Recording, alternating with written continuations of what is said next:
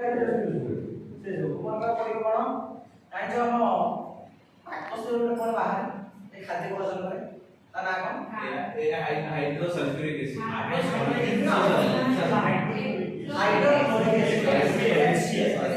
HCl आटा का concentration HCl नबा हमर प्योर ताको हम धरि पाइबो देखो जोड़ी ताहारे हमर क्वेश्चन होची जदी हम नॉर्मल रिएक्ट करत खाली हाथ पकेबा आटा पड़ी जिवो पूरा कोणा हे जिवो किंतु हम पेट्रोल से अछि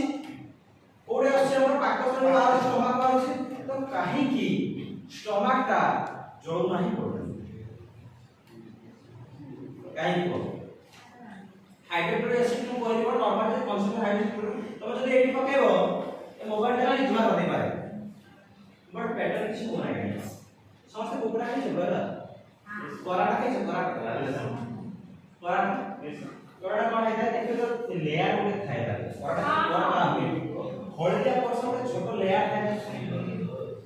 जाने नहीं खाई देख पाइबो नहीं